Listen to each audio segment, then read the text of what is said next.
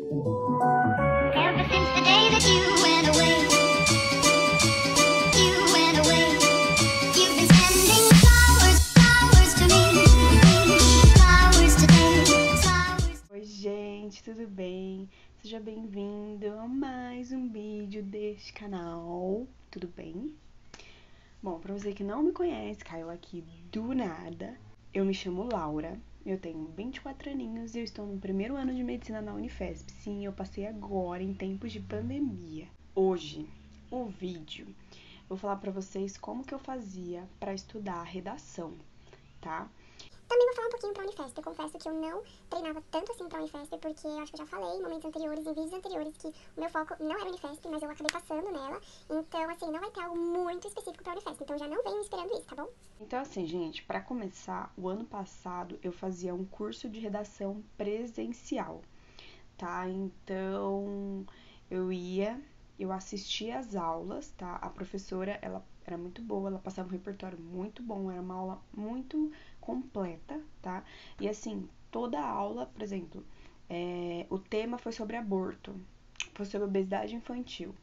E aí a gente tem uma aula temática que é sobre obesidade infantil. E aí ela vem com um monte de repertório pra gente tentar usar na redação, entendeu? Óbvio que tem aulas que às vezes de técnicas, tinha aulas que era de específica para VUNESP, específica para FUVEST, específica para Unicamp, mas assim, no geral, era uma aula mais com temas. E o que eu fazia?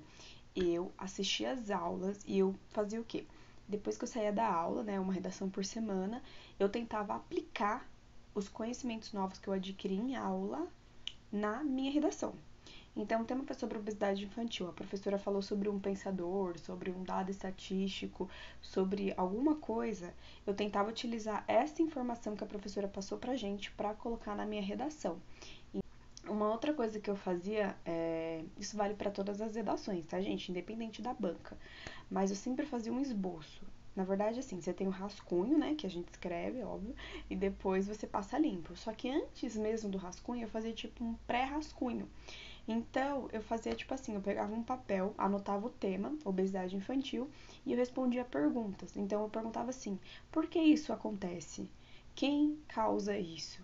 O que está causando isso? E eu tentava responder essas perguntas. E as respostas com base no repertório, uma coisa mais argumentativa mesmo. Então, desse jeito que eu fazia para tentar responder essas perguntas, meio que abria minha mente para eu começar a fazer o rascunho, porque eu não conseguia simplesmente ficar pensando assim, tipo, sem anotar, e aí já começar a escrever. Eu não conseguia, eu precisava fazer meio que tipo um mapa mental com essas perguntas chaves e tentar responder essas perguntas chaves, sabe? Isso é bom principalmente pro Enem, porque o Enem tem propósito de intervenção, né? Então, você coloca assim, o que fazer, o que a gente pode, a pergunta, né? O que podemos fazer para mudar isso? Aí você meio que já coloca mais ou menos um esbocinho da sua ideia. Investir mais em políticas públicas na saúde, na educação. Aí você já sabe mais ou menos que você vai ter que colocar isso na conclusão. Aí na conclusão você especifica, você detalha, enfim, isso é pro Enem. Sim, gente, a depender do tema, às vezes só a aula, por mais que seja muito completa a aula que a professora dava, eu precisava ir atrás de mais informações no Google. Então, eu pesquisava, sei lá, obesidade infantil. Jogava e lia mais coisas sobre isso para enriquecer o meu repertório, porque às vezes só ter um pensador, só ter um dado histórico não é o suficiente, não era o suficiente para mim. Então, assim, gente, no geral, sobre redação era uma matéria que eu tinha muita dificuldade, tenho dificuldade até hoje, então eu realmente me obrigava a escrever redação, por isso que eu optei fazer por esse curso, né, porque pelo menos assim, eu era obrigada a ir, eu era obrigada a fazer, porque minha mãe estava pagando, né. Assim, no geral, em relação à Unifesp, eu não fazia nada de especial. O que eu tentava fazer era caprichar mais na argumentação e dar preferência por usar pensadores, né? Então a professora falou de Henri Lefebvre. Aí eu tentava utilizar alguma ideia dele, né, que condizia com o tema da redação e eu tentava utilizar. Então, assim, para a Unifesp, né, Banca Vunesp em especial, eu tentava caprichar muito na argumentação, porque é isso que eles olham mais. Não é igual o Enem, que você tem que escrever uma proposta de intervenção de 9 linhas e super detalhada. Não. Por exemplo, a conclusão da Unifesp, você só faz uma conclusão de 3 linhas e ok. Tipo, o que importa mesmo vai ser a sua argumentação, muito bem esclarecida, muito bem conectada entre os 2 parágrafos ou 3 parágrafos de argumentação. Mas era isso, eu sempre fazia, né? Introdução, desenvolvimento 1, desenvolvimento 2 e a conclusão. Era assim que eu fazia. Na introdução eu sempre colocava minhas 2 teses, tá?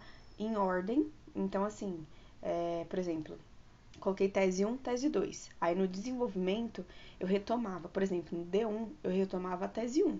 No D2 eu retomava a tese 2 e tentava conectar esses dois parágrafos argumentativos.